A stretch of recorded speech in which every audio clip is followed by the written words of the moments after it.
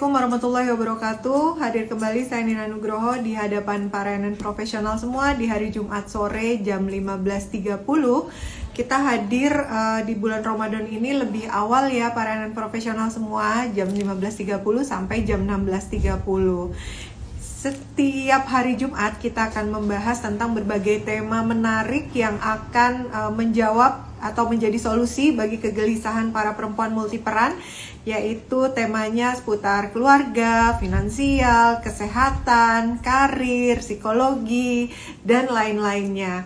Supaya apa? Supaya para NN profesional semua bisa mengakses informasi tidak hanya lewat sosial media yang belum tentu kebenarannya, tapi bisa juga melalui acara seperti ini, Nina Nugroho Solutions, agar para NN profesional semua juga berkesempatan untuk bisa bertanya nantinya kepada narasumber secara langsung. Baiklah, sore hari ini masuk ke episode ke-126, tapi sebelumnya kita akan, sebelum saya memberikan informasi temanya apa, narasumbernya siapa, izinkan saya memberikan informasi penting dulu nih. Sore hari ini saya pakai busana apa, dari mana? Sore hari ini seperti biasa, saya menggunakan busana dari Nina Nugroho Store. Jenisnya kali ini adalah shirt nih Mbak, perpaduan antara warna coklat ke arah terakota dengan coklat tua. Warnanya sangat elegan sekali bukan? Di Nina Nugroho Store itu bukan cuma ada shirt, tapi banyak juga kategori busana lain. Ada midi shirt yang lebih pendek dari shirt, kemudian tunik yang lebih panjang, ada kulot, ada pants, kemudian ada rok, dan juga kalau yang nggak suka two pieces ada dress atau gamis yang bisa menemani aktivitas Mbak bekerja. Nah, izinkan saya sebentar ya, mau nunjukin nih pakai bajunya kayak apa sih looknya. Nih, di sini tuh ada, belum saya ribbonnya belum saya ikat. Tuh ada modifikasi ribbon di bagian pinggang, ada double manset. Nih perpaduan warnanya coklat ke arah terakota dengan coklat tua. Kemudian ada kerah baby di sini, lalu ada kancing bagian depan untuk busui friendly. Tadi juga ini bisa untuk memudahkan Mbak semua untuk berwudu ya, supaya kalau udah cantik ke kantor tapi mau sholat kok susah gitu. Nah, dengan busana Nina Nugroho Store yang busui, silakan bisa tetap pakai busana kerja yang keren. Kemudian juga yang mau berwudu nggak repot-repot harus buka baju dulu atau harus basah-basahan di sininya, karena kita menyediakan tangan dengan manset agar supaya memudahkan untuk dibuka dan memudahkan untuk berwudu. Baiklah, para NN profesional semua, sore hari ini di episode 126 nih, saya duduk dulu ya. Oke, di episode ke-126 kita akan ngobrol bersama dengan Ibu Apoteker Indri Mulyani Bunyamin S.Pharm Mars. Nah, ngobrolin apa sih? Ngobrolin tentang efek lalai minum obat TBC. Kenapa nih kok ngangkat tema TBC ya? Karena ternyata selain pandemi COVID-19 yang harus kita waspadai, TBC juga menjadi momok ya di masyarakat kita, karena banyaknya kasus TBC yang ditemukan di Indonesia. Bahkan Indonesia menjadi negara dengan penderita TBC terbanyak nomor 3 di dunia. Artinya kan jika dibandingkan dengan jumlah penduduk Indonesia lumayan banyak kan. Jadi di antara kita mungkin saja ada yang terjangkit TBC. Nah, bagaimana sih caranya agar supaya kita bisa sembuh dari sakit TBC? Tapi kita nggak ngobrol dengan dokter sore hari ini, kita akan ngobrol dengan apotekernya, karena kita akan berfokus kepada pengobatan TBC dan apa akibatnya apabila kita lalai dalam pengobatan TBC tersebut. Nah, nanti kita akan ditemani oleh aktivitas narasumber kita sore hari ini. Beliau adalah Ketua Umum Hisparkesmas, Himpunan Farmasi Kesehatan Masyarakat, PP Ikatan Apoteker Indonesia, kemudian Kepala Sesi Pelayanan Penunjang RSUD Kebayoran Lama, Jakarta. Pendidikan beliau S1-nya jurusan Farmasi FMIPA Universitas Indonesia, kemudian Profesi Apoteker Universitas Indonesia, lalu Magister Manajemen Administrasi Rumah Sakit Universitas Esa Unggul. Nah, experience-nya juga banyak sekali. Beliau selain menjadi apoteker dan pengajar di beberapa organisasi atau apotek di Indonesia, kemudian staf ahli Sudinkes Jakarta Barat di 2018-2019, dan sampai sekarang masih menjadi Kepala Seksi Pelayanan Penunjang RSUD Kebayoran Lama, Jakarta Selatan. Dan yang paling kerennya lagi nih, beliau juga mendapatkan banyak sekali penghargaan, antaranya juara 1 tenaga kesehatan teladan tingkat nasional kategori apoteker pada penganugerahan tenaga kesehatan Puskesmas tahun 2017 dari Kementerian Kesehatan Republik Indonesia. Kemudian alumni inspiratif Universitas Indonesia di tahun 2019 dari Ikatan Alumni Universitas Indonesia. Lalu juara 1 pelatihan pembekalan tenaga farmasi dalam pelayanan pasien rujuk balik di Mataram Kemenkes RI 2014, dan sebagai apoteker terpilih sebagai Agent of Change Gema Cermat Kemenkes RI 2016 dan 2017 nih, keren banget kan. Beliau juga pencipta inovasi aplikasi obat Ober System, kemudian pencipta komik Angela Devilla, pencipta lagu Jangan Gunakan Tanpa Aturan, pencipta tas obat nih untuk Puskesmas Kembangan. Lalu e-booknya juga ada e-book pengelolaan obat saat puasa, buku antologi cerpen Love Pasta, komunitas One Day One Post, lalu buku cerbung Kang Giwa Sang Satria, dan Aku Seorang Pencuri. Nah, wah keren sekali ya. Baiklah, tidak berlama-lama lagi saya akan mengundang narasumber kita sore hari ini, Ibu Apoteker Indri Mulyani. Nah, jangan lupa juga ya kepada para profesional semua, silakan bertanya seputar tema. Temanya sore hari ini adalah efek lalai minum obat TBC. Izin saya pin dulu ya teman-teman, supaya nanti nggak bingung tema sore hari ini apa. Efek lalai minum obat TBC. Silakan jangan lupa ya bertanya seputar tema. Temanya sudah saya pin. Nanti pertanyaan terbaik seperti biasa akan mendapatkan hadiah dari Nina Nugroho Store. Baiklah, ini apa namanya, holder saya goyang-goyang, saya perbaiki sebentar ya para profesional ya sebelum mengundang narasumber kita. Sudahkah? Sudah ya. Ya, oke. Assalamualaikum Ibu. Waalaikumsalam warahmatullahi wabarakatuh, Bu Nina. Ya Allah, senang sekali nih hari ini bisa ketemu langsung melalui virtual, tapi ya senang sekali. Boleh panggil Mbak aja nggak? Masih boleh. Tulisnya boleh Mbak atau Ibu aja? Boleh Mbak, gak apa-apa. Nyamannya Ibu aja. Ya, iya Mbak Indri ya.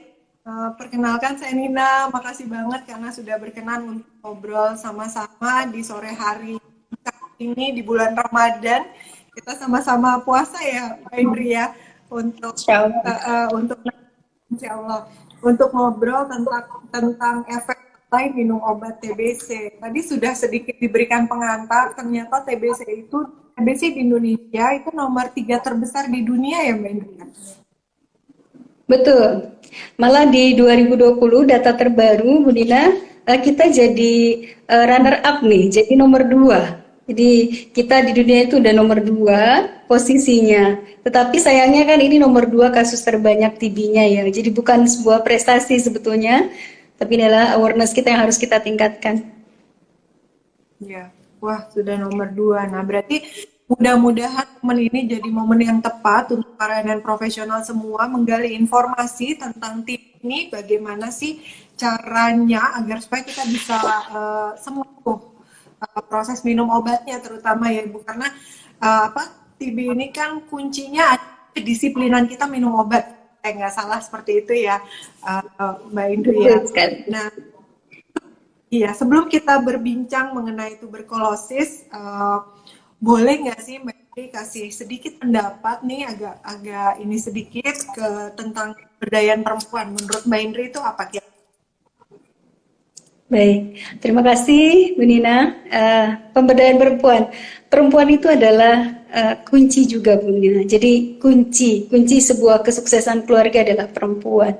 Perempuan bisa membuat sebuah negara sukses juga. Itu di belakangnya ada perempuan. Jadi bagi saya perempuan ini juga adalah sebuah kunci untuk membuat sebuah gerakan positif ya. Jadi kita harus berdaya dan juga ujungnya nanti memberdayakan. Kekuatan perempuan itu berbeda dengan laki-laki, tetapi imbas yang bisa dilakukan oleh perempuan dengan sentuhan keperempuannya itu jauh bisa lebih mengena, jauh bisa lebih memahami bagaimana gitu ya lingkungan sekitar, sehingga pendekatan inilah yang membuat dia spesial. Jadi pemberdayaan masyarakat, pemberdayaan keluarga itu sangat-sangat bergantung juga terhadap peran seorang perempuan. Jadi memang saya sangat setuju juga dengan programnya Bu Nina, Aku Berdaya, karena dari satu orang kita mention Aku Berdaya, maka itu bisa menjadi menularkan ke yang lain, bahwa kita semua punya kekuatan dan kita semua punya kemampuan untuk berbuat lebih baik. Lihat sekitar kita, permasalahan apa, kita peduli, kita berbuat sesuatu untuk menyelesaikannya, itu jauh-jauh lebih membanggakan dan juga jauh-jauh lebih membuat kita lebih bermakna sebagai seorang perempuan. Demikian Bu Nina. Biasa, keren banget nih, udah apa namanya, mencakup semuanya yang disampaikan oleh Mbak Indri. Luar biasa sekali, bisa saling inspirasi nih, kita sebagai perempuan bisa saling support, bisa saling berpegangan tangan agar kita lebih berdaya dan kemudian terlejitkan keberdayaannya ya Mbak Indri. Baik, izin masuk ke pertanyaan. 2 tahun pandemi itu kan seluruh perhatian tertuju nih kepada si virus COVID-19. Padahal teman lain ya di sekitar kita gitu, yaitu tuberkulosis atau TB gitu. Nah, seberapa besar sebenarnya prevalensi tuberkulosis ini di Indonesia? Mohon penjelasannya, silakan. Baik, terima kasih Bu Nina, pertanyaannya luar biasa, bagus sekali. Betul, semenjak ada COVID-19 kita seolah-olah perhatian kita ya teralihkan ke si COVID-19 ini. Padahal TB ini adalah sebuah penyakit yang dari sejak zaman dulu sampai sekarang belum berhenti. Penanganannya masih terus harus dilanjutkan. Perbedaannya memang ketika COVID-19 itu merebak kemudian menjadi sebuah pandemi ya, karena memang COVID-19 disebabkan oleh virus, sehingga memang bagaimana dia masuk ke dalam tubuh manusia dalam jangka waktu yang cepat ya Bu Nina, dengan segala gejalanya, bahkan kalau sudah perburukan maka cepat juga sampai menyebabkan kematian. Saat itu kita virus Delta ya, varian Delta, kita bisa melihat bagaimana ganasnya ya si virus COVID-19 ini. Namun kalau dilihat-lihat keganasan itu karena TBC ini kan disebabkan oleh bakteri. Jadi perbedaannya itu ketika bakteri ini berkembang di dalam tubuh manusia, dia tidak serta-merta menunjukkan gejala-gejala yang mengarah ke dalam perburukan bahkan kematian. Jadi memang dia proses kerjanya bisa lama, bahkan bisa bertahun-tahun gitu ya, dia baru muncul sehingga kita tidak menyadari bahwa kita sudah terjangkit TBC atau TB tadi. Nah, oleh karena itu memang ini menjadi bahaya laten ya bagi kita semua, bahkan di dunia, bahwa ancaman TB ini sangat-sangat harus diperhatikan gitu ya, karena sangat banyak sekali faktor yang bisa menyebabkan kenapa TB ini kok sulit sekali untuk kita eliminasi. Terkait dengan prevalensi untuk di Indonesia saat ini ya Bu Dina, menurut data kemkes.go.id itu kita sudah ada sekitar 845.000 kasus TB di Indonesia, data tahun 2020, dan sayangnya sebesar 35% ini juga ada data yang tidak terlaporkan. Nah, data yang tidak terlaporkan ini adalah ancaman. Apakah si pasiennya itu misalnya drop out dari pengobatannya, ataukah tadi pasien itu memang merasakan bahwa dirinya sudah baik-baik saja dan tidak melanjutkan gitu ya pengobatannya, sehingga ini menjadi bahaya karena nanti akan menularkan kepada yang lainnya. Nah, kalau di dunia Bu Nina sekitar kurang lebih 10 juta ya, 10 juta pengidap TB ini, dan kematiannya per tahun itu sampai 1,2 juta. Jadi kalau misalnya dikalkulasi sebetulnya ini lebih menyeramkan dari COVID ya, karena sifatnya seterusnya gitu, terus gitu ya, tidak ada berhentinya. Kalau COVID kita sekarang alhamdulillah nih Bu Nina sudah mulai bisa sedikit lebih leluasa ya, sudah bisa lebih bebas bergerak walaupun dengan prokes ketat gitu. Tetapi kalau TB, nah ini dia berbedanya itu gitu. Banyak bahaya-bahaya laten yang kadang-kadang kita tidak sadari gitu. Baik oleh si pasien, baik oleh misalnya di sekitar pasien itu sendiri, Bu Nina. Kalau untuk Iya. prevalensi dari data 2017 itu Bu Nina, jadi dalam 100.000 penduduk Indonesia dipastikan 335 orang mengidap TB paru. Nah ini kan luar biasa ya gitu, bahwa prevalensinya tinggi dan penyebarannya juga tadi sangat-sangat mudah. 330. Berarti sekitar 3% ya, Bu ya? Betul. Kan ya. Wah. Oke. Baik. Tadi Bu, aku juga jadi ibu lagi aja deh manggilnya. Bu Indri manggil aku. Gak apa-apa. Udah.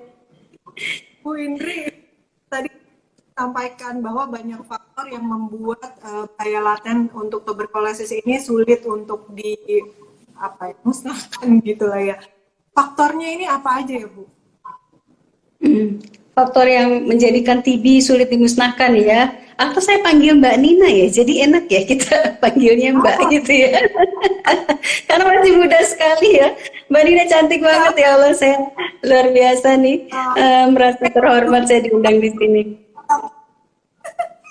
Iya, monggo Mbak.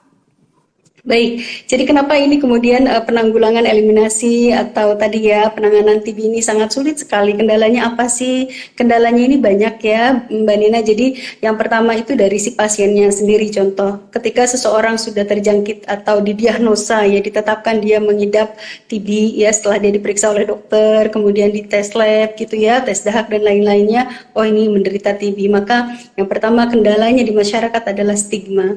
Masyarakat masih banyak sekali yang menganggap bahwa orang yang terjangkit TB itu orangnya berarti nggak ini ya, nggak bersihan gitu ya, jorok ya gitu ya. Berarti orangnya itu dianggapnya tidak memperhatikan kebersihan dan banyak orang yang tidak mau dekat gitu ya, tidak mau berkomunikasi, bahkan kalau di daerah mungkin dikucilkan seperti itu. Nah, stigma yang pertama ini yang menjadi kendala gitu ya di beberapa kasus. Kemudian yang kedua adalah compliance. Compliance itu apa? Kepatuhan dari si penderita TB untuk melakukan atau menjalani pengobatan ya. Ini juga sangat-sangat menjadi permasalahan karena memang obat TB paru ini kan banyak. Yang kedua, efek sampingnya juga lumayan ya, terasa dan memang hampir di seluruh pasien ini muncul efek sampingnya.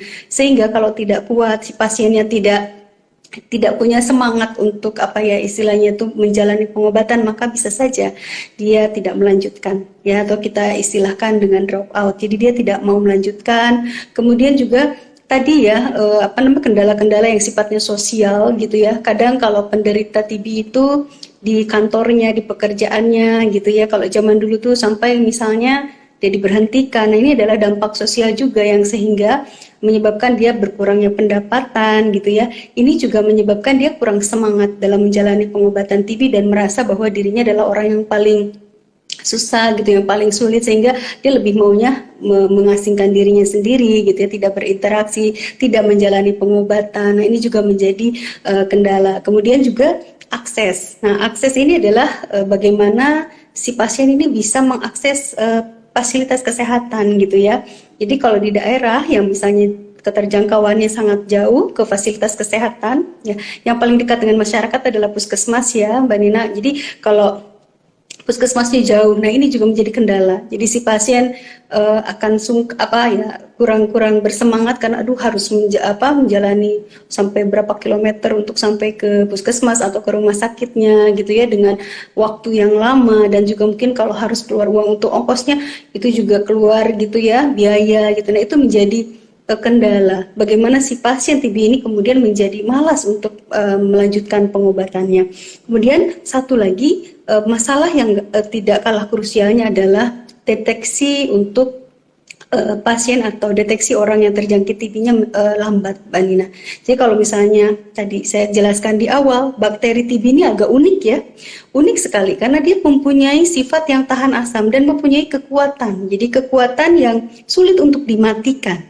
Jadi kalau tubuh kita ini kan ketika dia bereaksi ya, ada bakteri, kemudian kita dengan mekanisme pertahanan tubuh kita dengan sel-sel leukositnya, maka kita akan mencoba si bakteri ini kita matikan dengan tubuh kita sendiri. Si TB ini, Mycobacterium tuberculosis ini, dia bisa melindungi dirinya seolah-olah nanti dia akan seperti tertidur. Jadi bakterinya itu tidak mati ya, tapi dia tuh hidup, cuma dia tidak bereaksi apa-apa. Jadi si pasien bisa merasakan gejalanya, oh saya tidak merasa batuk, saya tidak merasa demam, saya tidak berkeringat di malam hari gitu ya. Saya juga tidak merasa sesak gitu. Tetapi padahal si bakteri TB-nya itu ada di dalam tubuhnya yang kita katakan nih fasenya fase tidur atau fase dorman gitu. Nah, sewaktu-waktu ketika imunitas kita juga lemah, maka bakteri yang tadi sedang tertidur bisa bangun dan kemudian terjangkitlah atau kemudian muncullah gejala-gejala TB-nya. Kalau dia tidak aware, tidak terdeteksi, saya hanya batuk biasa gitu ya. Karena batuk untuk penderita TB kan biasanya terdeteksi lebih dari 2 minggu kita batuk terus, Mbak Nina. Kalau kita minum obat nggak sembuh-sembuh gitu ya, 2 minggu itu bisa kita harus ada kekhawatiran apakah kita ada tanda-tanda untuk TB ya gitu. Jadi kita bisa memeriksakan diri.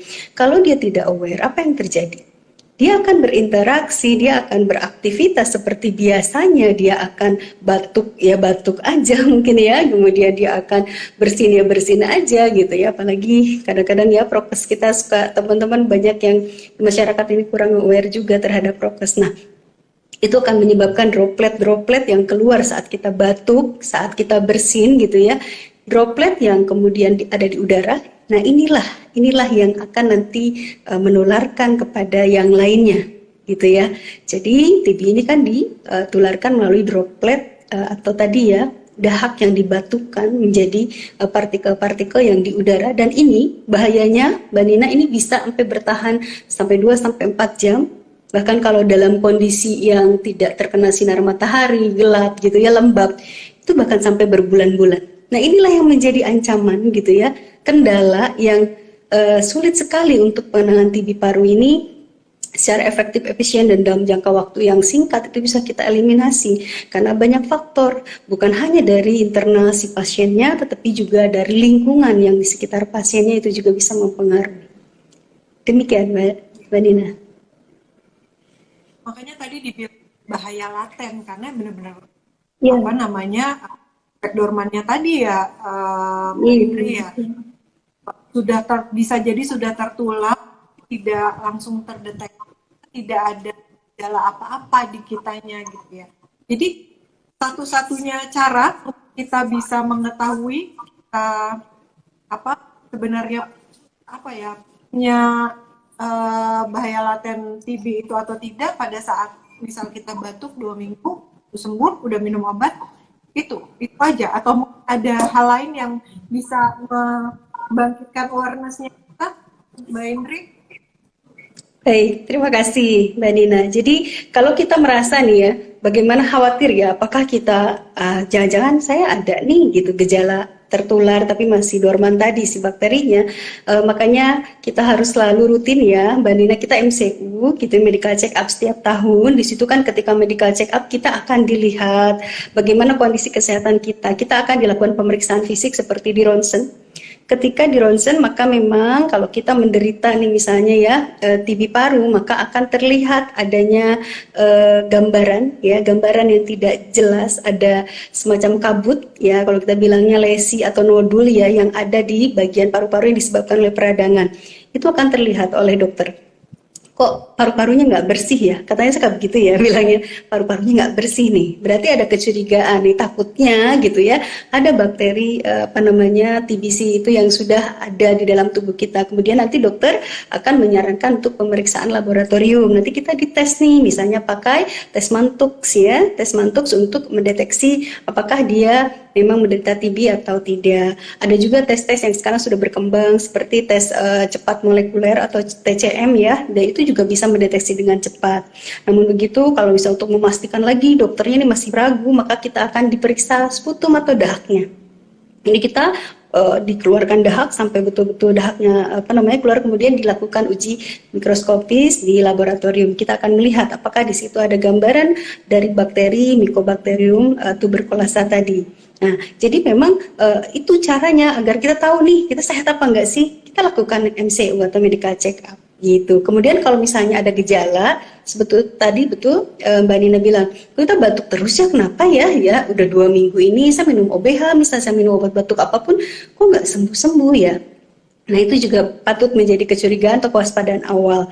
Gejala-gejala TB ini selain kita batuk, Mbak Nina, kita juga biasanya demam di malam hari berkeringat gitu ya. Demamnya pun itu bisa lama gitu. Jadi itu juga bisa menjadi ciri-ciri. Kemudian berkeringat di malam hari, adanya penurunan berat badan secara drastis ya. Kemudian tidak nafsu makan gitu, itu juga bisa menjadi salah satu ya ciri-ciri atau kewaspadaan awal kita. Seperti itu, Mbak Nina, terima kasih. Mbak, di pandemi kemarin gimana perkembangan tuberkulosis di Indonesia? Karena kan kalau secara logikanya ya itu kan penularannya melalui droplet di udara, tapi selama pandemi kan semua orang pakai masker gitu, artinya harusnya penularan ini diketir gitu. Nah, ini gimana? Karena kenyataannya kok jadi naik kita dari posisi 3 ke posisi 2 nih di dunia, jadi runner up kalau tadi. Betul sekali. Baik. Terima kasih Mbak Dina, pertanyaannya keren banget ya. Jadi memang posisi kita itu 2019 memang di posisi nomor 3, betul sekali. 2020 kita malah naik ya, padahal kita habis COVID-19. Nah, ini dia, TB paru atau TBC ya, hampir ya menjadi komorbid yang paling ganas loh di era COVID kemarin. Jadi kalau seseorang terkena COVID, maka dia akan cepat mengalami perburukan ya sebanyak 6-8 kali lipat dibanding pasien COVID yang tidak mempunyai TB. Jadi TB paru ini adalah komorbid yang sangat membahayakan karena nanti banyak sekali jumlah kematian. Rata-rata pasien COVID itu juga diakibatkan ada komorbidnya. Jadi komorbid dan TB ini adalah yang paling dominan. Kenapa? Karena memang kan virus COVID ini dia akan menyerang di paru-paru. Ya, dia udah punya peradangan di paru-paru, kemudian juga ada virus yang menyerang juga di situ, otomatis imunitasnya akan sangat turun sekali. Dan perburukan itu kadang-kadang ya tidak menghitung bulan atau minggu, dan menghitung hari kalau yang punya komorbid TB. Sehingga untuk pasien-pasien COVID-19 yang memang punya komorbid TB, perburukannya cepat. Kemudian juga ada beberapa kendala yang menyebabkan bisa saja kenapa kasus ini naik selama pandemi COVID, yang dulunya pasien TB ini bisa berobat ke fasilitas kesehatan seperti puskesmas atau rumah sakit. Selama pandemi itu kan menjadi takut untuk berobat. Kemudian padahal obatnya sudah habis, tapi dia takut nanti kalau ke rumah sakit saya nanti bisa kena COVID gitu ya. Saya kan komorbid, saya nanti kalau ke puskesmas saya juga takut nih kena COVID. Akhirnya apa yang dia lakukan? Ya sudah, saya tinggal di rumah aja, obat-obatannya tidak dilanjutkan. Nah kalau obat-obatan tidak dilanjutkan, otomatis tadi banyak efek buruk yang akan diakibatkan karena tadi lalai minum obat TB-nya. Nah inilah yang menyebabkan kenapa kok kasusnya tambah meningkat, karena tadi jadi si pasiennya tidak punya kesadaran dan takut ya untuk pergi ke fasilitas kesehatan. Tuh lebih banyak seperti itu, dan juga karena komorbid maka banyak yang menyebabkan kematian juga di masa COVID kemarin. Nah, kita masuk ke intinya. Kalau misalnya kita lalai minum obat, apa ya, Bu?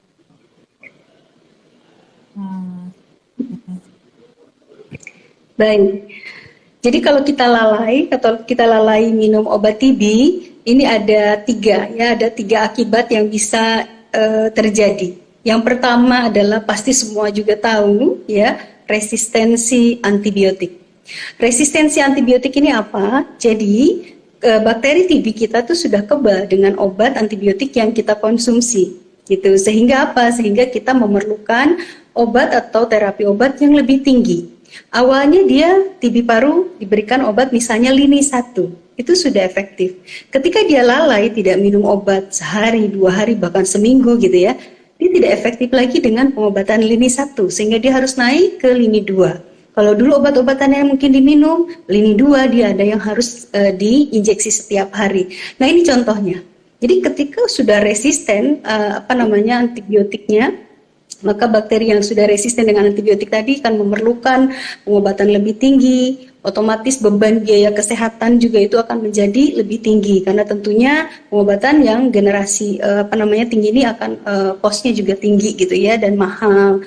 Kemudian yang kedua adalah ketika misal seorang lalai, maka yang akan dia rasakan adalah memperburuk gejala yang dideritanya.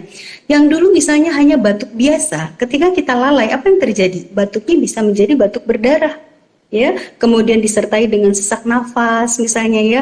Kemudian apalagi kalau sudah komplikasi, ketika sudah komplikasi maka bisa menyebabkan penyakit sertaan yang lain. Seperti contohnya apa? Kerusakan hati, kerusakan ginjal, kelainan jantung, gitu ya, bahkan sampai meningitis itu bisa terjadi kalau kita lalai gitu ya. Nah kemudian yang ketiga, kalau misalnya kita lalai dengan minum obat TB, maka ini nih yang paling kita khawatirkan adalah mempercepat dan memperluas penularan. Jadi kalau kita tidak selesai pengobatannya, maka bakterinya kan tadi lebih kebal. Kita tidak prokes, maka sekeliling kita, misalnya di rumah kita, akan sangat mudah untuk tertular. Kemudian dia pergi ke tempat kerjanya, misalnya naik apa? Contoh misalnya naik kereta. Ini kereta kan deket-deketan nih Mbak Nina ya. Kadang-kadang dia batuk gitu, nggak sengaja dia nggak pakai masker gitu ya. Dia bisa menularkan, bahkan hampir banyak orang di situ. Alhamdulillah dengan COVID kita semua pakai masker sekarang, jadi berkurang lah untuk potensi penyebarannya. Namun begitu tetap ada kemungkinan. Kemudian ketika dia di tempat kerja, maka dia bisa menularkan ke sekelilingnya. Jadi inilah yang menjadi efek atau akibat dari kenapa kita kalau lalai minum obat TB, maka selain merugikan diri kita sendiri, tapi juga kita bisa merugikan orang lain, bahkan merugikan masyarakat dan bangsa kita sendiri gitu. Kita tentunya berharap tidak ingin kita jadi, ini udah runner up nih, jangan sampai kita jadi jadi pemenang nomor 1 di dunia kan. Ini sangat-sangat kalau bisa jangan sampai kita mencapai itu ya. Karena bagaimanapun Indonesia harus bisa harus bisa berdaya. Yuk kita sama-sama gitu ya untuk bisa mengeliminasi TB ini secara bareng-bareng gitu. Terima kasih Mbak Nina. Iya, Mbak, untuk orang yang ada di sekitar TB gitu, sebaiknya apa yang dilakukan untuk melindungi dirinya pun dia melindungi dirinya dan juga orang lain di sekitarnya gitu. Apakah sebaiknya setiap hari kalau di rumah atau bagaimana Mbak? Ya, baik Mbak Nina. Jadi kalau kita sebagai pasien TB misalnya, memang betul tepat sekali. Setiap hari kita harus pakai masker. Dan biasanya kalau sudah dia berobat ke puskesmas misalnya, pasien TB itu Mbak Nina selain obat, dia akan dibekali juga masker. Jadi masker yang untuk dia pakai gitu sehari-hari itu prokesnya. Jadi dia harus pakai masker. Yang kedua, ketika dia batuk ada etikanya. Nah, mungkin di sini beberapa teman-teman ya yang lagi live tahu ya, kita sering Kemenkes menggembur-gemburkan etika batuk. Apa itu etika batuk? Ketika batuk, maka kita harus melihat sekitar, jangan sampai kita bisa menularkan droplet tadi yang kita batukkan. Satu, kita memakai masker. Kita menutup, misalnya tidak ada masker, tutuplah dengan tisu gitu ya. Kemudian kalau nggak ada tisu juga, itu dengan belakang lengan baju. Jadi ketika batuk, jangan sampai tangan kita ini langsung begini. Nah, betul. Seperti ini, dengan belakang lengan baju kita. Jangan dengan tangan kita. Kenapa? Kalau kita begini, bayangkan ini semua sudah ada dropletnya. Kita pegang teman kita, disapa, salaman, kemudian kita sentuhan atau kita memegang benda yang lain atau si droplet tadi bisa bercampur dengan udara gitu ya. Nah, itu juga bisa menyebabkan penularan. Nah, si pasien TB juga harus banyak-banyak cuci tangan ya. Jadi cuci tangan agar apa? Agar tadi jangan sampai dia ya kadang-kadang kan namanya lupa bisa aja gitu ya, namanya bakteri bisa aja gitu ada yang nyasar ke tangan gitu ya. Nah, itu harus rajin-rajin cuci tangan juga dengan sabun. Nah, itu untuk si pasiennya. Kemudian untuk keluarganya bagaimana? Untuk keluarganya, pasien tadi yang TB tadi harus disupport ya, kita harus memberikan dukungan moral bagaimana dia bisa menjalani pengobatan dengan nyaman gitu ya, tidak ada stigma gitu ya. Dan juga di rumah si pasien tadi harus dipastikan Mbak Nina, rumahnya ini harus masuk cahaya matahari. Nah, apa ya istilahnya, seampuh-ampuhnya, sekuat-kuatnya bakteri TB tadi, dia kalah sama sinar matahari, Mbak Dina. Jadi ketika ada sinar matahari maka dia langsung bisa mematikan si bakteri tersebut. Jadi kita harus memastikan bahwa tempat tinggal gitu ya, tempat tinggal si penderita ini juga harus sehat. Jadi ada sirkulasi udara, ada sirkulasi cahaya yang memenuhi syarat gitu ya, masuk ke dalam kamarnya. Kemudian kalau misalnya segala tempat tidur, kemudian bantal dan lainnya bisa juga sekali dijemur gitu, biar takutnya ada bakteri-bakteri yang memang menempel bisa mati juga. Kemudian kalau dari masyarakat, bagaimana kita bisa membantu gitu ya? Kalau misalnya ada melihat kok ini kayak ciri-cirinya kena TB deh gitu ya, maka ajaklah mereka untuk memeriksakan diri, himbaulah mereka yuk periksa yuk gitu, takutnya kenapa-napa gitu. Nah kadang-kadang kan masyarakat itu karena tidak diajak, tidak diperhatikan, merasa ya sudah gitu ya. Kalau kita perhatikan justru mereka akhirnya jadi mau, dan kita setidaknya sudah bisa menyelamatkan gitu ya, menyelamatkan satu orang yang kemungkinan ya bisa memperburuk keadaannya ataupun bisa menularkan ke sekitarnya. Dan jadi kolaborasi aktif Mbak Nina antara pasien, kemudian keluarga pasien ya sebagai pengawas minum obat, atau mungkin teman sahabat bisa juga sebagai pengawas minum obat. Diberikan reminder.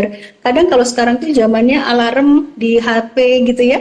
Ada juga inovasi-inovasi mungkin reminder untuk minum obat yang kita bisa aplikasinya download di HP, juga kita bisa secara mandiri memantau kepatuhan kita sendiri juga bisa gitu. Jadi ini adalah kolaborasi aktif dari semuanya, insya Allah kalau semuanya bisa sama-sama gitu ya berperan, insya Allah mudah-mudahan angka prevalensi TB juga bisa menurun.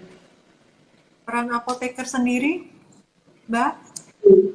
Kalau peran apoteker, nah apoteker ini luar biasa Mbak Nina, itu tadi memang sudah diperkenalkan ya bahwa salah satu profesi yang dekat dan lekat dengan obat itu adalah apoteker.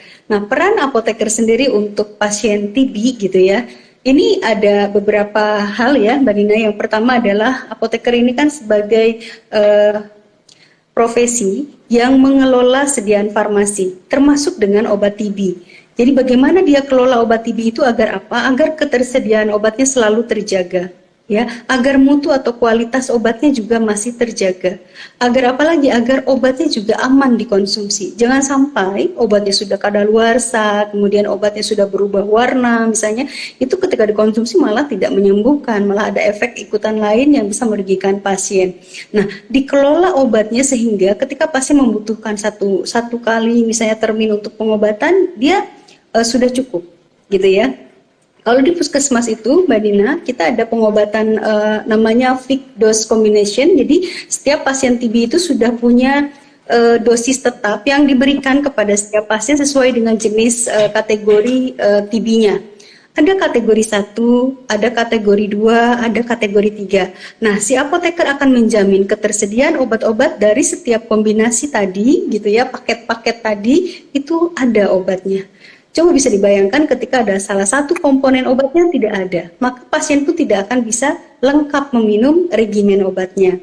Nah, yang kedua, peran apoteker selain tadi dari pengelolaan sediaan farmasi atau obatnya, apoteker juga punya peran dalam farmasi klinisnya. Apa yang bisa dilakukan oleh apoteker? Yang pertama, dia bisa memberikan edukasi obat. Edukasi obat itu seperti apa? Mbak Nina, obat-obat TB itu kan sebetulnya efek sampingnya luar biasa. Bisa menyebabkan mual, muntah ya. Kalau dia nggak kuat itu udah obat diminum muntah lagi gitu ya. Belum lagi efek samping yang mungkin mengerikan bagi beberapa pasien. Kalau kita minum salah satu aja contohnya rifampicin. Air pipisnya ya, urinnya menjadi merah. Kalau dia tidak paham bahwa itu adalah efek samping obat, dia akan takut, oh kok urin saya berdarah ya setelah minum obat itu, saya nggak mau minum obat itu lagi, jangan-jangan jadi bahaya nih gitu kan. Nah, apoteker akan memberikan edukasi obat, termasuk sampai dengan efek samping obat. Ya, bagaimana cara dia minum obat yang benar? Apakah sebelum makan, sesudah makan, 1 jam sebelum makan, atau 2 jam setelah makan? Nah, itu adalah ilmu atau kompetensi dari seorang apoteker, sehingga pasien TB tadi bisa menggunakan obat dengan tepat gitu ya, sesuai dengan waktu yang tepat, dosis yang tepat, regimen yang tepat gitu. Kemudian apalagi bisa dilakukan apoteker selain memberikan edukasi obat? Yang bisa dilakukan apoteker adalah memberikan konseling. Nah, konseling ini berbeda, bukan hanya informasi, tetapi konseling lebih mendalam bagaimana kita bisa intervensi kepada pasien itu pendekatannya lebih private gitu. Takutnya pasien ini tidak patuh terhadap pengobatan karena ada faktor lain yang dia nggak bisa ceritain gitu. Dengan hanya kita menyerahkan obat saja, dia perlu ada momentum di mana lebih private, lebih nyaman, dia lebih konfidensial gitu ya untuk bisa menceritakan. Gitu, apa sih yang menjadi kendala dia sehingga dia enggan untuk meminum obatnya atau dia tidak patuh gitu ya dengan pengobatannya. Itu konseling. Kemudian apalagi yang bisa dilakukan apoteker?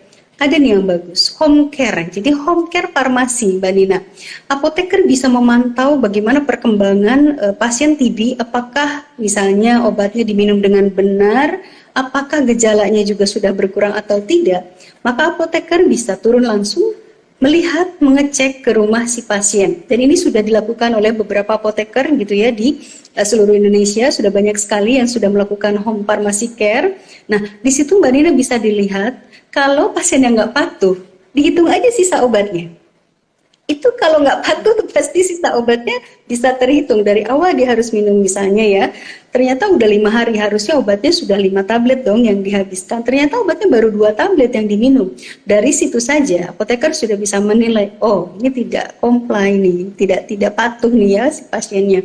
Jadi home pharmacy care ini juga bisa berimbas baik gitu, baik untuk pasien maupun untuk apotekernya sendiri.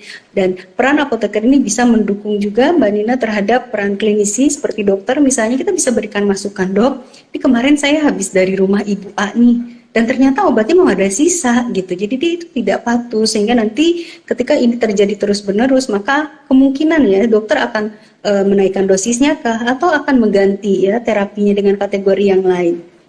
Nah, setelah home care, apalagi yang bisa dilakukan oleh apoteker? Tadi mungkin di awal Mbak Nina tadi bilang saya agent of change Gema Cermat. Jadi memang ada suatu program di gerakan masyarakat cerdas menggunakan obat. Apoteker bisa melakukan Gema Cermat dengan memberikan penyuluhan secara aktif ke masyarakat. Jadi bukan hanya personal ke pasien, tapi ke masyarakat secara luas. Untuk apa? Untuk masyarakat juga menjadi peduli, menjadi sadar, menjadi tahu gitu. Oh ternyata TB itu seperti itu loh ciri-cirinya.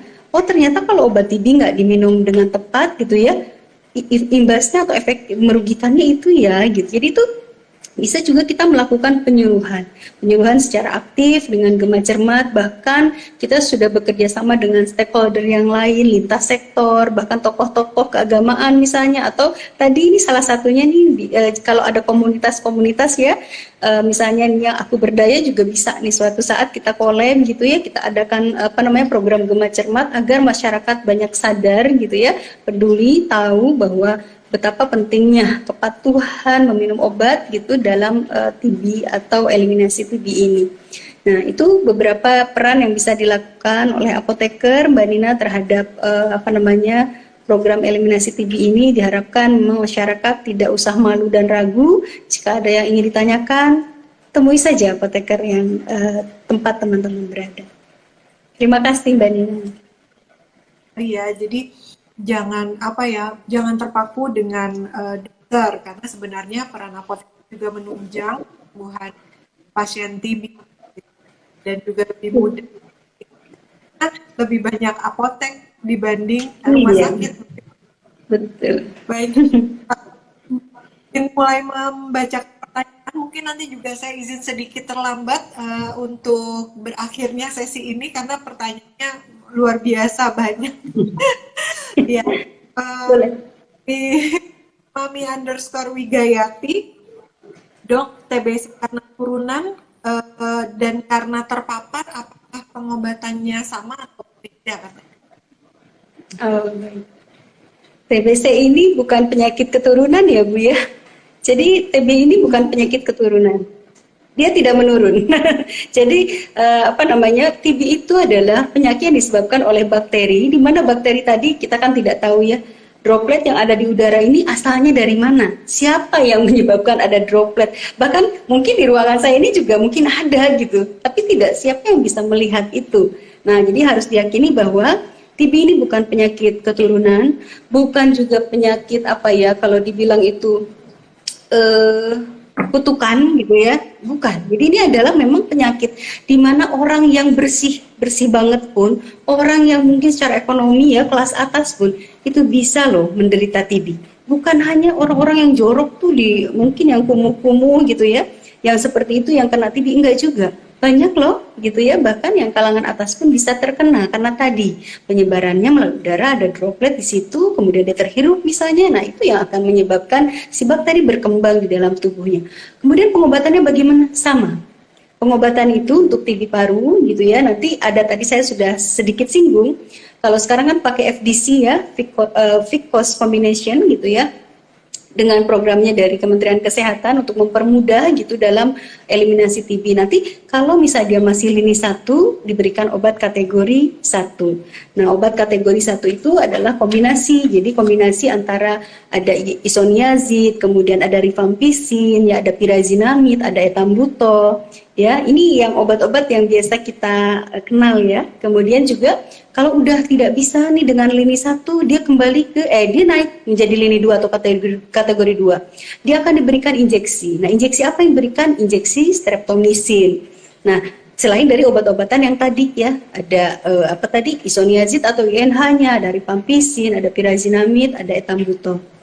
Nah, kalau misalnya kategori anak bagaimana? Nah, untuk anak juga ada paket untuk anaknya gitu. Apa yang membedakannya? Yang membedakan adalah dosis, karena memang dosis antibiotik ini akan juga dipengaruhi oleh berat badan. Jadi dosis si anak ini berat badannya berapa, maka akan menentukan berapa besaran dosis yang diberikan. Kemudian juga lama pengobatan tergantung juga dengan tingkat keparahan.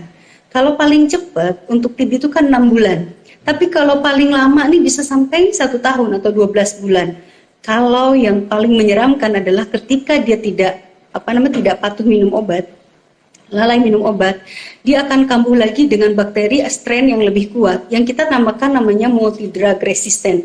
Jadi kalau dia sudah MDR, TB MDR, dia tidak bisa diobati dengan INH rifampicin, Mbak Nina. Sehingga obat-obatan lain yang akan diberikan kepada dia, dan itu juga bisa memperpanjang terapinya. Bahkan bisa sampai 20 bulan ketika dia bisa dinyatakan sembuh. Ya, kalau kita lalai itu selain naik generasi pengobatannya, juga tadi efek sampingnya luar biasa. Kalau kita sudah minum obat TB MDR, itu luar biasa efek sampingnya, bahkan kalau tidak kuat ya, maka pasien juga banyak yang pada akhirnya menyerah. Nah, itu tadi dokter juga bingung ya, kalau si pasiennya juga sudah sangat-sangat kritis, kondisinya juga tidak bisa mendukung, semangatnya tidak ada, kadang-kadang menjadi drop out dan menjadi pilihan dan hak pasien ketika dia memberhentikan pengobatan. Oleh karena itu, jangan sampai pada kondisi itu, jangan sampai pada kondisi di mana tubuh kita tuh udah nggak kuat gitu, untuk minum obatnya juga sudah tidak kuat. Ini harus kita hindari. Nah, jadi nanti untuk pengobatan itu sama, step-step atau langkah-langkah lini-lininya. Dan yang terakhir, izin Mbak Nina, kalau sudah MDR pun dia tidak patuh, maka ada ancaman yang paling tinggi adalah XDR. Jadi dia betul-betul sudah tidak bisa diobati oleh obat apapun. Nah, inilah kalau udah pasien di XDR, ini udah menjadi ancaman sekali, dan bahkan bisa pasien yang seperti ini diisolasi. Karena kalau misalnya dia dibiarkan bebas ya, maka dia akan bisa menyebarkan atau menularkan dengan lebih cepat kepada orang lain. Demikian Mbak Nina. Nah, ini mungkin yang dikira oleh masyarakat, pengobatannya diulang lagi. Mungkin maksudnya bukan diulang lagi, tapi di lini yang lebih tinggi, begitu Mbak ya? Betul Mbak Nina, betul sekali. Mami Wigai_Wigayat sudah sampaikan 2 pertanyaannya, semoga jawab. Kemudian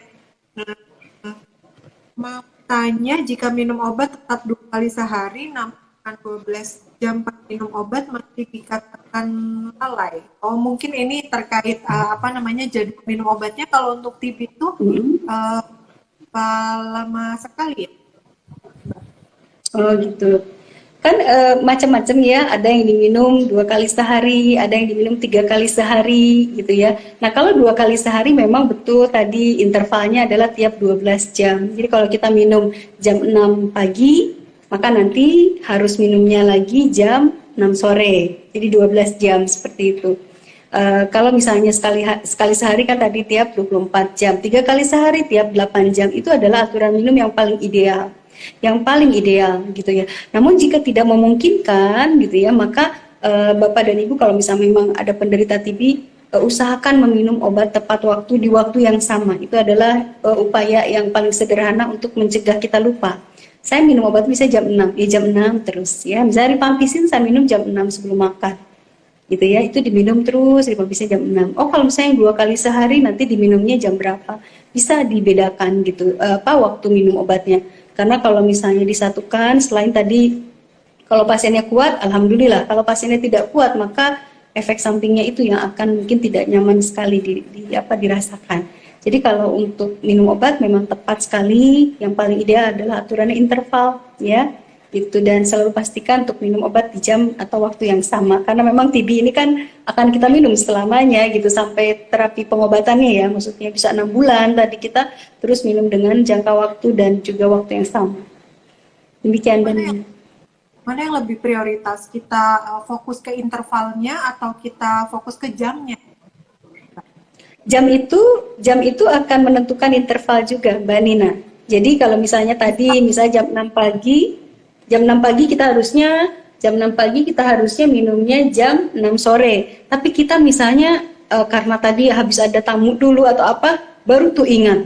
Aduh gitu, jam 7 dia baru ingat, maka jam 7 itu diminum. Jadi ketika misalnya telat hanya 1 jam atau 2 jam itu masih bisa ditolerir, Mbak Nina. Jadi nggak apa-apa. Jadi yang kita prioritaskan adalah jangan sampai satu hari itu ada satu obat yang tidak kita minum.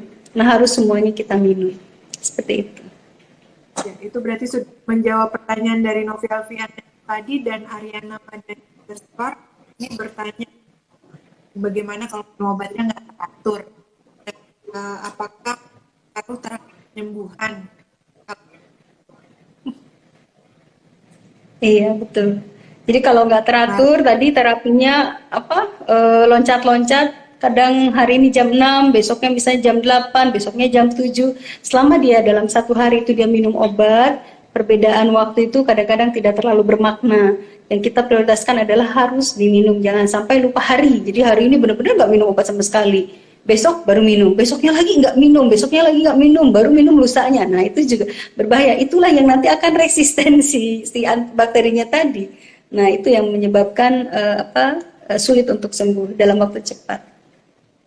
Ya, pertanyaan dari Miltor 00 Bu, apakah kalau punya penyakit penyerta diabetes lebih sulit sembuh untuk TB? Baik, terima kasih. Jadi kalau TB ini kan penyembuhannya sudah jelas, obat-obatannya juga sudah jelas, dan jangka waktu kesembuhannya juga sudah bisa diprediksi. Berbeda dengan DM gitu ya, berbeda dengan diabetes. Diabetes ini kan penyakit kronis yang selama seumur hidup kita akan terus menjalani pengobatan dan pola hidup yang mungkin tidak sama dengan orang normal ya. Jadi kita agak sedikit berbeda, walaupun kita bisa kelola diabetes itu dengan baik sehingga kita tidak harus istilahnya membuat kita hidup tidak nyaman dengan diabetes. Sekarang kan digembor-gemborkan orang tuh bisa kok ya, orang diabetes itu yang diabetes itu bisa kok hidup dengan normal, hidup dengan nyaman gitu. Yang penting diatur pola makan dan obatnya diminum teratur. Nah, apakah ini akan memperburuk atau mempersulit penyembuhan? Ini harus didasarkan dengan uji klinis sebetulnya ya. Bagaimana misalnya ada riset nggak bahwa DM ini bisa memperburuk gitu kondisi TB gitu ya. Namun begitu TB ini kan sangat berkaitan erat dengan imunitas juga. Kalau imunitas kita baik gitu ya, maka juga akan sangat mudah untuk sembuh dan mempercepat penyembuhan. Nah, kalau misalnya DM, rata-rata memang imunitasnya nih biasanya agak turun ketika dia memang tidak menerapkan pola hidup yang benar. Jadi bisa aja dia memperburuk atau mempengaruhi TB-nya. Karena apa? Karena dia tidak bisa mengelola DM-nya dengan baik. Misalnya dia nggak minum obat DM-nya, dia nggak mencegah atau dia tidak mengatur konsumsi gulanya, gitu, karbohidratnya dan lain-lain, maka itu bisa karena dari tadi menurunkan imunitas sehingga nanti untuk TB-nya juga jadi lebih lama. Tapi kalau dia bisa manage dua-duanya dengan baik, insya Allah TB-nya akan sembuh gitu sesuai dengan perencanaan dari dokter dan juga dari apotekernya gitu, dan diabetesnya juga bisa terkelola dengan baik. Iya. Baik, Terakhir, Mbak, di dalam upaya penanggulangan TB, apa saja sih yang harus dilakukan ya cita-cita Indonesia bebas TB di tahun 2030? Nah, semoga. Baik, jadi memang untuk eliminasi TB ini tidak bisa sendiri, ya. Kita tidak bisa menjalankan sendiri. Bahkan saya mungkin sebagai apoteker juga kalau seorang diri tidak bisa, ya. Jadi memang banyak sekali program-program yang dari Kementerian Kesehatan untuk TB ini, ya. Ada namanya TOS TB gitu, ya. Bagaimana kita bisa menemukan, mendeteksi nih pasien yang TB, kemudian kita obati sampai sembuh gitu, ya. Jadi betul-betul perlu kolaborasi dari fasilitas kesehatan, tenaga kesehatan tentunya, ya. Tadi sudah kita jelaskan bagaimana kita bisa membuat si pasien ini bisa menjalani terapinya dengan baik. Kemudian kalau dari si pasiennya harus jelas gitu, ya. Kita apa tadi, ikhlas, ya. Kita kita sakit, maka apa yang harus kita lakukan? Patuhi pengobatan, prokes, ya, dan juga tadi bagaimana kita bisa membuat lingkungan sekitar juga aman dengan keberadaan kita. Kemudian dari masyarakat seperti apa? Di masyarakat kita harapkan tidak memberikan stigma negatif, masyarakat aktif juga untuk membantu dan mensupport, ya, melaporkan kepada tenaga kesehatan atau fasilitas kesehatan, contohnya ke puskesmas deh, ya, kalau memang menemukan ada pasien yang diduga dia sepertinya ciri-cirinya obat TB. Makanya kalau puskesmas ini punya kader, Mbak Nina. Biasanya kader kesehatan ini akan juga aktif untuk bisa membantu gitu kami di puskesmas untuk bisa apa? Untuk bisa mengedukasi juga kepada masyarakat dan memberikan awareness juga terkait dengan TB. Nah, selain itu, peran organisasi profesi, contohnya misalnya IAI, Ikatan Apoteker Indonesia, itu sudah ada namanya koalisi. Jadi koalisi antara organisasi profesi, Mbak Nina, namanya KOPI TB. Nah, koalisi organisasi profesi dalam eliminasi TB ini terdiri dari ID, ya, dari dokter, kemudian PPNI ada perawatnya, kemudian ada IB bidannya, kemudian ada apoteker juga gitu, ya, dan juga ada tenaga kesehatan lain seperti tenaga penyuluh atau tenaga promkes. Semua berkolaborasi untuk membuat apa? Membuat program-program percepatan. Program-program percepatan inilah yang akan mendukung gitu, ya, bagaimana kita bisa lepas gitu, ya, 2030 nih, ya, minimal kita bisa mengurangi dengan tajam gitu, ya, angkanya. Kita bisa membuat masyarakat lebih berkualitas derajat hidupnya. Nah, mereka semua berkolaborasi, Mbak, semua profesi, tidak bisa berdiri sendiri. Kemudian sampai ke researcher atau ke peneliti, itu sudah ada komunitasnya, Mbak Nina, izin, ada Jetset TB namanya. Nah, Jetset TB ini adalah komunitas di mana para peneliti di universitas, gitu, perguruan tinggi, meneliti bagaimana sih TB ini berkembangnya misalnya di daerah A, di daerah B, kemudian intervensi yang dilakukannya seperti apa. Ketika para researcher atau peneliti ini kemudian menemukan satu formulasi yang bisa dirasa efektif untuk bisa percepatan eliminasi, maka itu bisa disebarluaskan, didiseminasi gitu, ya, kemudian diberikan kepada Kementerian Kesehatan agar menjadi sebuah program yang bisa kemudian diterapkan di seluruh Indonesia. Nah, ini semuanya sedang berjibaku, ya, saling bekerja sama. Bahkan satu lagi, Mbak Nina, dari organisasi profesi jelas tadi, ya, dari Kementerian Kesehatan jelas, ada satu lagi seperti komunitas-komunitas yang memang aware terhadap TB. Contohnya dari misalnya Aisyah gitu, ya, itu banyak juga seperti LSM yang memang mengkhususkan dirinya, mengabdikan dirinya untuk membantu percepatan eliminasi TB untuk Indonesia, dan mereka dengan sukarela gitu, ya, istilahnya tuh mensupport dan mendorong agar si pasien itu bisa mendapatkan obat, agar si pasien itu bisa dirujuk ke rumah sakit, agar si pasien bisa terapi di puskesmas. Luar biasa. Jadi semua bergotong royong demi untuk eliminasi TB ini. Insya Allah Indonesia bisa lepas dari TB suatu saat nanti, dan juga tadi teman-teman semua untuk derajat kehidupan masyarakat Indonesia, mudah-mudahan ini bisa kita wujudkan, ya, di 2030 nanti. Amin, amin, amin, amin. Duh, luar biasa sekali, keren banget obrolan kita hari ini, sore hari dengan Mbak Speaker Indri Mulyani Bunyamin Mars. Makasih banyak Mbak Indri, aduh semuanya Sama-sama. dan sangat jelas disampaikan dan profesional semua. Ini nanti akan tetap di save di video Instagramnya gitu kan, yang ada tanda ini, ya. Apa? Iya, ada di TV nanti untuk yang nonton bisa ditonton lagi, memperkaya ilmu.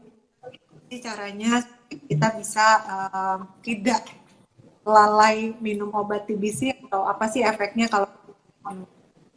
Terima kasih banyak Mbak Indri, sehat selalu. Mohon maaf lahir Sama-sama dan Mbak Nina, mohon maaf lahir batin. Terima kasih juga ini outfitnya. Saya pakai batin. yang dari Mbak Nina. Terima kasih, ini bagus Makasih. sekali. Iya, bagus sekali loh. Saya apa namanya jadi terinspirasi juga. Ini cantik sekali ya desainnya, luar biasa. Sukses juga untuk Mbak Nina dan tim. Terima kasih Amin. banyak. Mbak Indri pakai baju warna kesukaan ya Iya, katanya toh. warna kesukaan saya ini alhamdulillah. Warnanya Tosca bagus banget. Dan saya senang sekali desainnya di belakang itu agak lebih lebar kan. Mbak Nina aduh jadi ngomongin baju nih ya.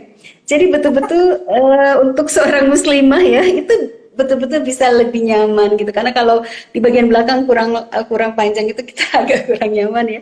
Nah ini luar biasa. Saya sangat senang dan ini lucunya juga, bagusnya juga ukuran ini sangat pas gitu. Biasanya kan kalau saya beli baju tuh kalau udah ukurannya standar ya, aduh ini kepanjangan, ini kekecilan gitu. Dan ini sangat-sangat pas. Jadi recommended untuk teman-teman bisa gunakan ini outfitnya. Terima kasih. Luar biasa nih endorsernya, semangat, senang banget. Makasih banyak Mbak Indri, selalu tetap semangat untuk terus sosialisasikan program-program besar ini agar 2030 Indonesia bisa bebas dari tuberkulosis. Salam sehat, Amin. terima kasih, monggo. Sama-sama Mbak Nina, terima kasih. Saya mohon izin pamit duluan. Ya, baik, makasih banyak Mbak. Baik, terima kasih juga yang sudah mengikuti. Salam sehat ya, sehat terus semuanya. Saya izin pamit. Assalamualaikum warahmatullahi wabarakatuh. Assalamualaikum warahmatullahi wabarakatuh. Makasih banyak.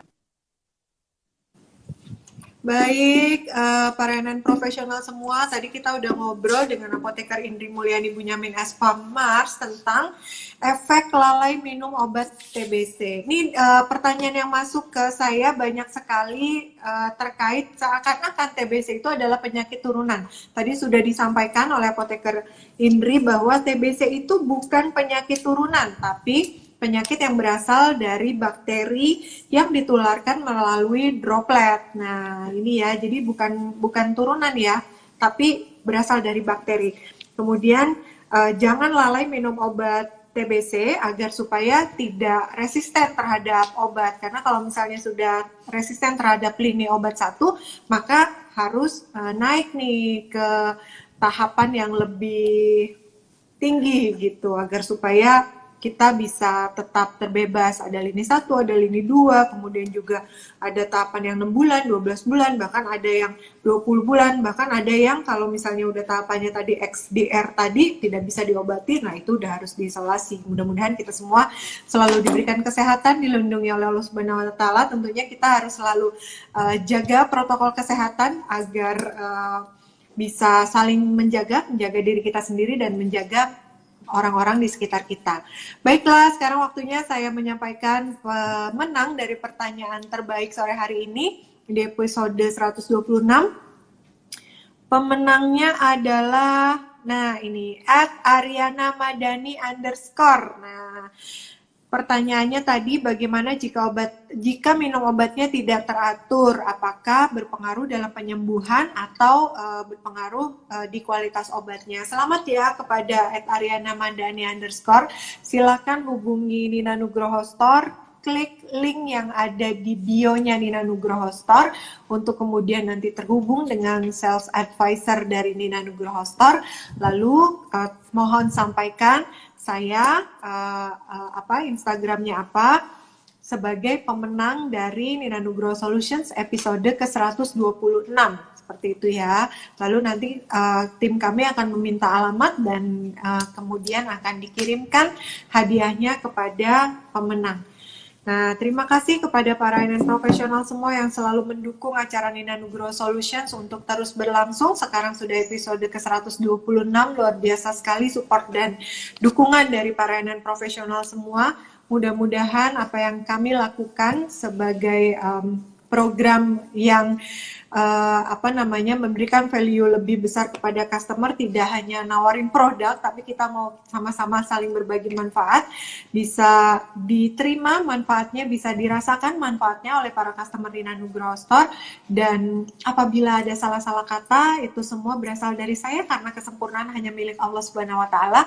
Terima kasih, selamat berpuasa sekali lagi. Jangan lupa selalu jaga kondisi tubuh kita, jaga imun kita agar supaya terhindar dari penyakit-penyakit yang tidak kita inginkan. Saya pamit undur diri. Wabillahi taufik wal hidayah. Wassalamualaikum warahmatullahi wabarakatuh. Semangat selalu wanita berdaya.